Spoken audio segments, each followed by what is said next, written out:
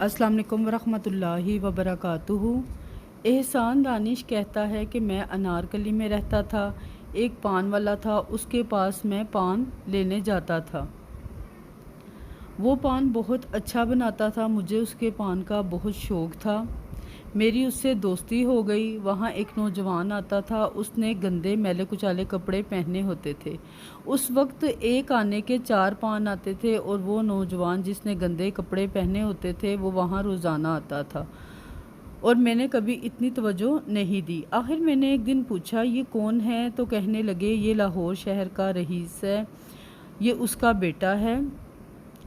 उसने एक शख्स का नाम लिया और कहा, ये उसका बेटा है, आपने उसका नाम तो सुना होगा। उसने कहा, हाँ ये उसका बेटा है। वो तो आगे से कहने लगा, वो तो बहुत ही रईस था।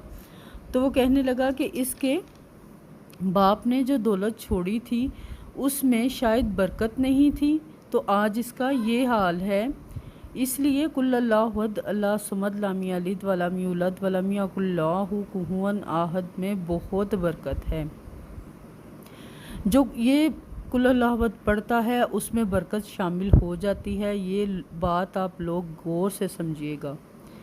ये जो नौजवान है मेरे पास 5 रुपए का महंगा पान खाने आता था और फिर एक वक्त आया, इसके पास पैसे ख़त्म हो गए। फिर आया और इसने कहा, चाचा मुझे एक पान उधार दे दो। तो मैंने कहा, ले लो। फिर चंद दिन गुजरे तो मैंने देखा कि नौजवान बिल्कुल खाली हाथ हो गया। पान वाले ने इससे कहा कि अब तू बिल्कुल खाली हाथ है तो क्यों आता है? तो उसने जवाब दिया कि अब आपकी दुकान पर एक आदमी आता है जो 5 रुपए वाला पान खाता है। वो थोड़ी देर पान मुंह में रखता है, चलता फिरता है और वो पान ज़मीन पर उगल देता है। मैं इंतज़ार में होता हूँ और उसका उगला हुआ पान मैं खा लेता हूँ। इस बात पर आप गौर कीजिएगा कि एक रईस का बेटा जो अब उगला हुआ पान खाता है, अगर बरकत ना हो तो कुछ नहीं रहता। कुल अल्लाहु अहद अल्लाह समद में इतनी बरकत है।